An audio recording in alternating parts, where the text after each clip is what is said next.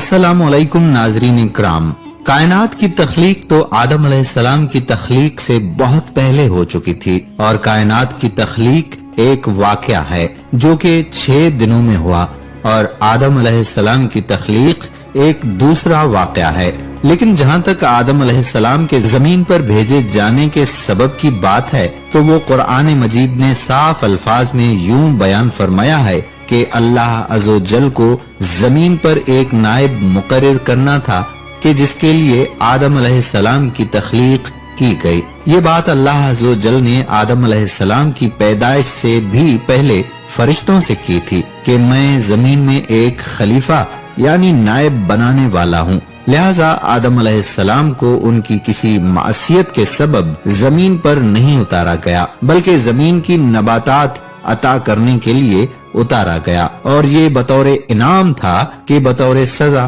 یہ بات بھی درست ہے کہ آدم علیہ السلام نے ممنوعہ درخت کا پھل کھا لیا تھا کہ جس پر انہوں نے توبہ کی اور ان کی توبہ قبول ہو گئی، لیکن اللہ عز و جل نے پہلے سے طے شدہ فیصلے کے مطابق آدم علیہ السلام کو زمین کی نیابت بطور انعام عطا فرمائی۔ اب جنہوں نے آدم علیہ السلام کی ذریت میں سے اس انعام کی قدر کی تو انہیں آخرت میں بھی جنت بطور انعام ملے گی، اور جنہوں نے اس دنیاوی انعام کی ناقدری اور ناشکری کی اور اللہ کی سرزمین میں نیابت کی بجائے خود خدا بننے کی کوشش کی تو انہیں اس کی اخروی سزا ملے گی کہ مالک کے مقررہ کردہ عہدے سے بڑھ کر اپنی حیثیت کا اعلان کر بیٹھے۔ حضرت ابو ہریرہ اور حضرت حذیفہ رضی اللہ تعالی عنہ سے روایت ہے کہ رسول اللہ صلی اللہ علیہ وآلہ وسلم نے فرمایا، اللہ تعالی لوگوں کو جمع کریں گے، جب جنت ان کے سامنے آئے گی تو مومن لوگ حضرت آدم علیہ السلام سے کہیں گے کہ اے ہمارے باپ، ہمارے لیے جنت کھلوانے کی اللہ سے درخواست کریں، تو وہ جواب میں فرمائیں گے کہ تمہارے باپ کی غلطی نے تو تمہیں جنت سے نکالا تھا۔ یہ حدیث قوی، واضح اور عمدہ دلیل ہے کہ وہ جنت الماویہ تھی۔ کچھ علماء کی رائے یہ ہے کہ آدم علیہ السلام جس جنت میں بسائے گئے تھے وہ جنت الخلد نہیں تھی، کیونکہ آدم علیہ السلام کو وہاں ایک درخت کے قریب نہ جانے کا موقف بنایا گیا تھا، اور جنت احکام تکلیفیہ کے بجا لانے کی جگہ نہیں، اور اس لیے بھی کہ آدم علیہ السلام اس میں سوئے بھی اور اس سے نکالے بھی گئے، اور وہاں ابلیس بھی آدم علیہ السلام پر داخل ہوا، اور یہ باتیں جنت الخلد کے منافی لگتی ہیں۔ ناظرین، حضرت آدم علیہ السلام جنت سے کیسے اور کس طرح باہر آئے، اس کا تذکرہ مفتی احمد یار خان نعیمی رحمت اللہ علیہ نے تفسیر نعیمی میں کیا ہے۔ وہ فرماتے ہیں کہ حضرت حوا علیہ السلام نے پہلے خود وہ دانہ کھایا، پھر حضرت آدم علیہ السلام کو کھلا دیا۔ اس کھانے کا یہ اثر ہوا کہ ان کے جسموں سے جنتی لباس جاتا رہا اور وہ حضرات برہنہ ہو گئے، پھر مارے شرم کے انجیر کے درخت کے پتوں سے اپنے جسموں کو چھپانے لگے۔ اسی حالت میں رب عز و جل کی طرف سے ندا آئی کہ حضرت آدم و حوا علیہ السلام، کیا ہم نے تم کو اس درخت سے منع نہ کیا تھا، اور کیا تم سے نہ کہا تھا کہ شیطان تمہارا کھلا دشمن ہے، اس کے فریب میں نہ آنا؟ یہ حضرت عذر کے سوا اور کیا عرض کر سکتے تھے؟ پھر فرشتوں کو حکم ہوا کہ ان سب کو زمین پر اتار دو۔ چنانچہ حضرت آدم علیہ السلام کو ہندوستان میں شہر اندیب کے اس پہاڑ پر اتارا گیا جس کو نود کہتے ہیں، اور حضرت حوا علیہ السلام کو ساحل عرب پر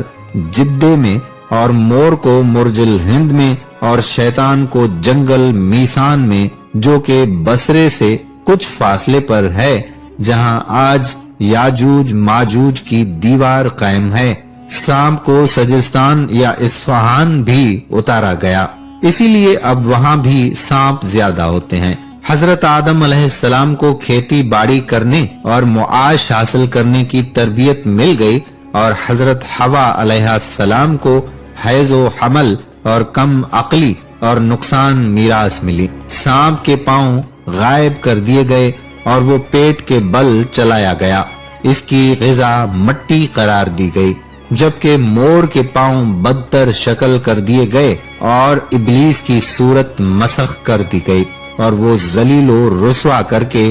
دنیا میں رکھا گیا۔ ایک روایت کے مطابق سیدنا علی المرتضی رضی اللہ تعالی عنہ فرماتے ہیں کہ ہندوستان کی زمین اس لیے ہری بھری ہے اور عود اور قرنفل وغیرہ خوشبوئیں اس لیے وہاں پیدا ہوتی ہیں کہ آدم علیہ السلام جب زمین پر اترے تو ان کے جسم میں جنتی درخت کے پتے تھے اور پتے ہوا سے اڑ کر جس درخت پر پہنچے وہ ہمیشہ کے لیے خوشبودار ہو گیا۔ حضرت آدم علیہ السلام جنت سے مختلف قسم کے بیج اور 3 قسم کے پھل اور حجر اسود سیاہ پتھر جو اب خانہ کعبہ میں لگا ہوا ہے اور وہ عصا جو بعد میں حضرت موسیٰ علیہ السلام کے ہاتھ میں آیا جس کی لمبائی 10 گز تھی، اپنے ساتھ لے آئے تھے۔ کچھ سونا چاندی اور کچھ کھیتی باڑی وغیرہ کے اوزار بھی ساتھ لائے۔ اس کے بعد حضرت آدم علیہ السلام اس قدر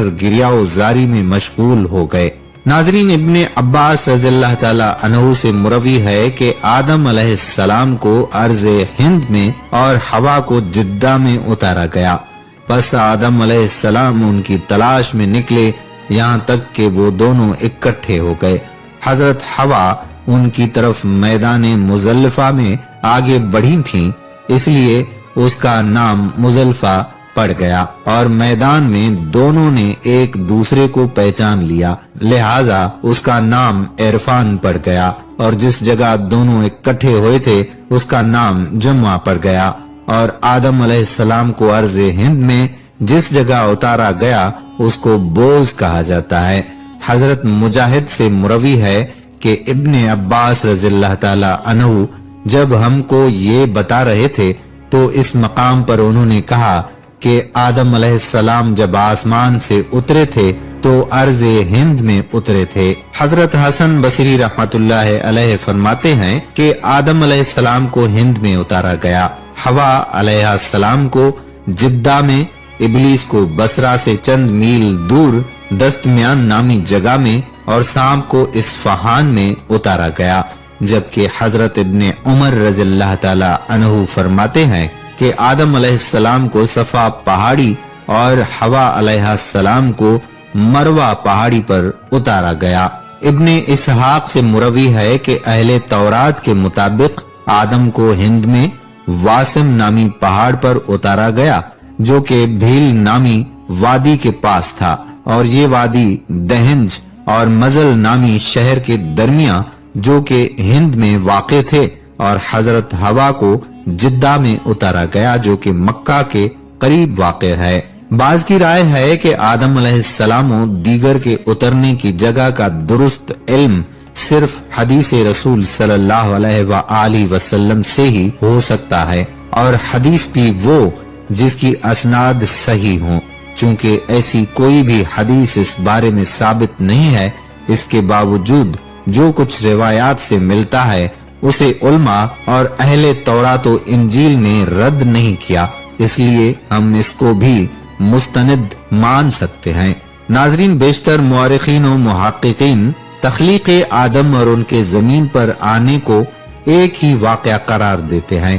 حالانکہ یہ غلط ہے۔ دونوں واقعات ایک دوسرے سے قطعی مختلف ہیں۔ اگر کوئی نہیں جانتا کہ ان میں کتنے سالوں کا فرق موجود ہے، تاریخ السعودی کے مطابق تخلیق آدم سے وفات آدم تک کی مدت 40,000 سال بنتی ہے۔ اگر اسے درست مان لیا جائے تو جنت میں آدم کے قیام کا زمانہ 39,040 سال بنتا ہے، کیونکہ وہ زمین پر اتارے جانے کے بعد 960 برس زندہ رہے، اور ان کی طبی عمر وہی عرصہ ہے جو انہوں نے زمین پر گزارا۔ بعض مغربی محققین لکھتے ہیں کہ دستیاب شواہد کی بنیاد پر جنت میں آدم و حوا کا قیام کچھ زیادہ طویل نہیں تھا، شاید یہ عرصہ چند ماہ یا چند سالوں پر محیط ہو۔ بعض ماہرین جنت میں آدم و حوا کے قیام کی مدت لامحدود قرار دیتے ہیں